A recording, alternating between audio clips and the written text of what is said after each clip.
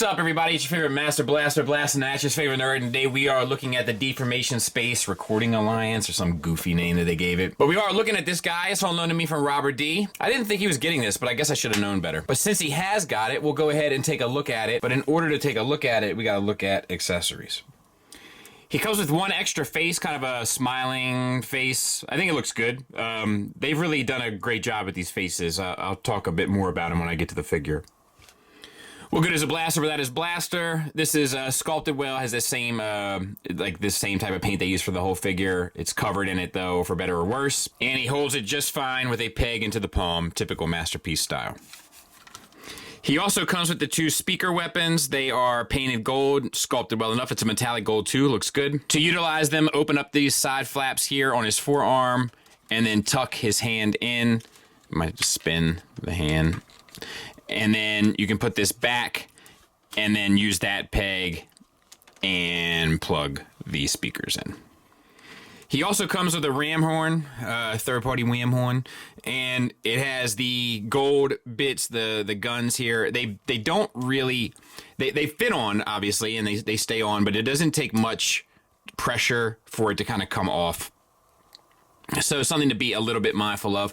Articulation wise, we have the head is on a neck, or the neck is on a hinge rather, and then you get the ears that can fold up as well, and then also, and like you can angle them down too. And the eye is painted.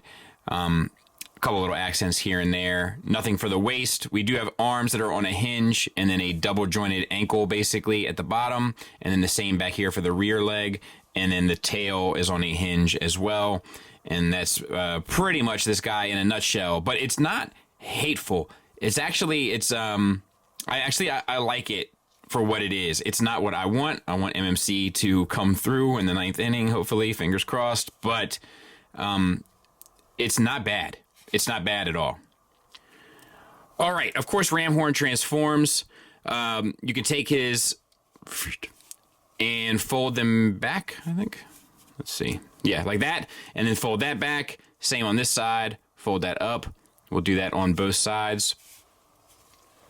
And I'm not exactly sure what order to do this in, but the rear flank and the upper shoulders / hips do separate.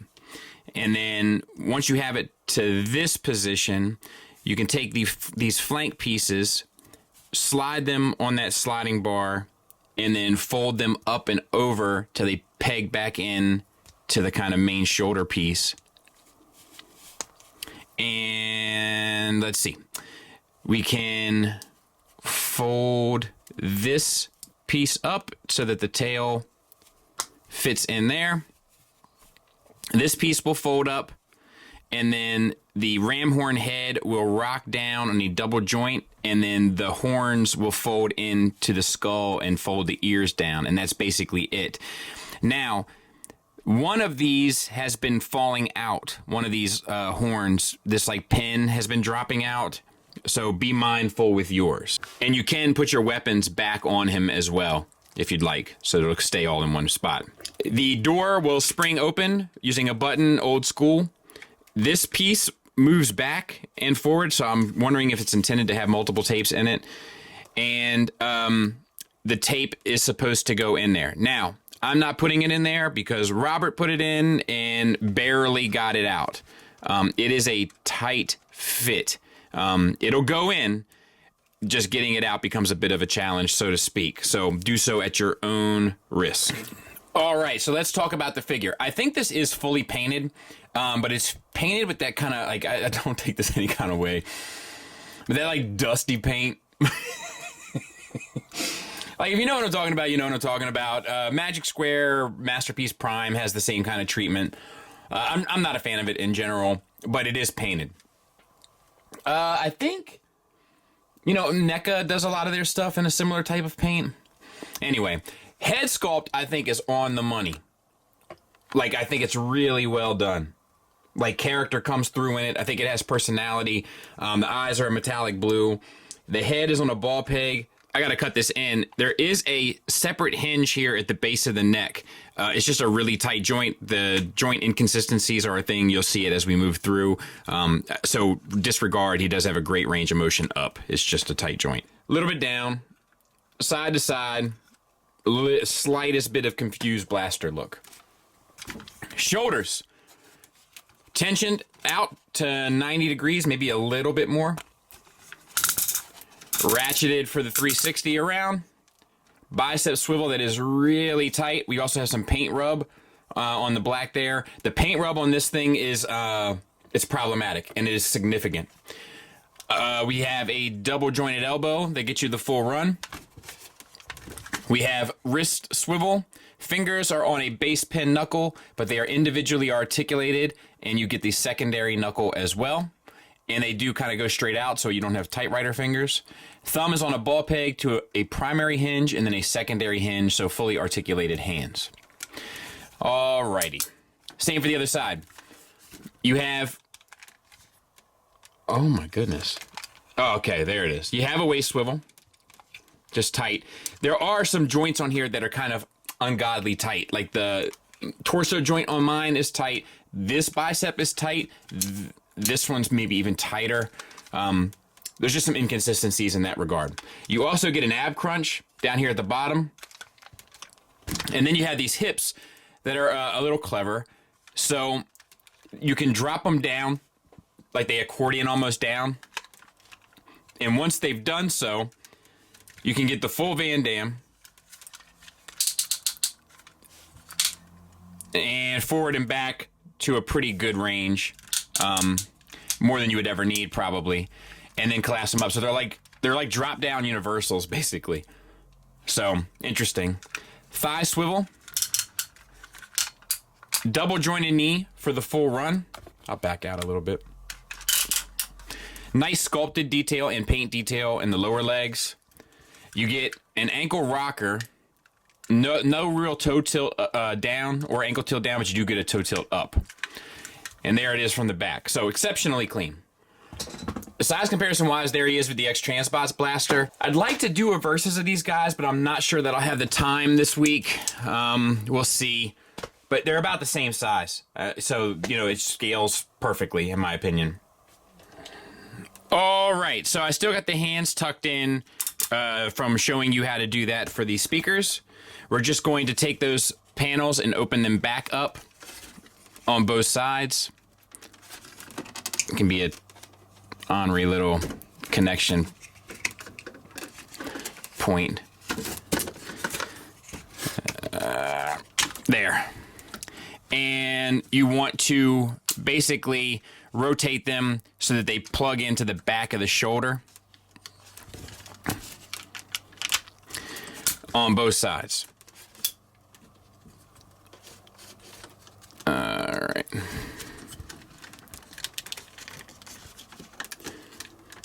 There's a nice sculpted detail there on that shoulder also. It's interesting just because there's not a whole lot of sculpted detail on this guy. All right.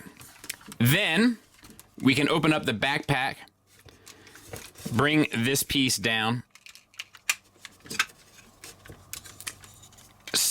You got to separate this section, spin this plate 180, spin the head, tuck that in, and then you can bring this up and over and tab into the top of blaster.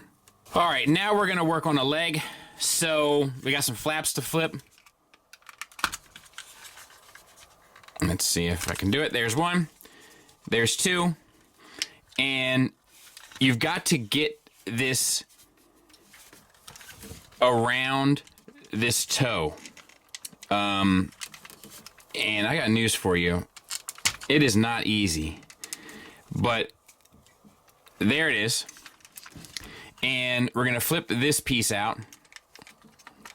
You can fold the toe back on top of the foot and then take this piece, spin that 180 and flip that around. You're gonna flip this little fella there around, And then you can flip this whole section here around as well until you get something that looks somewhat like that. You can check this side to make sure that it's all starting to take shape. All right, so we're gonna go ahead and do that on this side as well. Flap 1.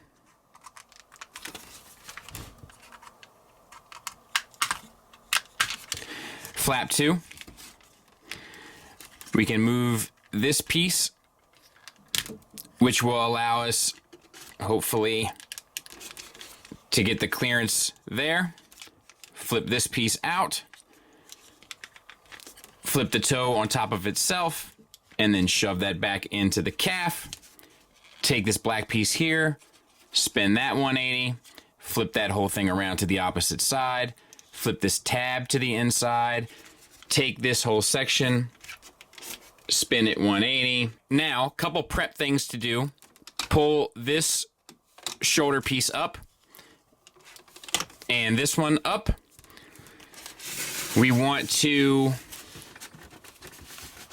there's this whole panel here that we want to rotate. There we go. And we'll do the same on the other side. It's scary. It's a scary pull there because it feels like you're going to snap it off of that screw a little bit. All right. And the last thing that we have to do is pull out on the front pelvis piece here, spin that around, and then tuck it underneath, and that does not feel good. Once again, and plug it in underneath. All right, and then we're almost ready. We want to bend, but not at the knee, really. At this, we're going to bend at the gray piece. So we're going to bring that up, and if you're not right, it basically means that your hips are too low. So adjust your hips and start bringing all of this stuff around. So we're going to do the same on this side. We're going to bend at the gray piece, bring this around. We're too low again. There we go. And then just start pegging everything in that we can. And this has got to...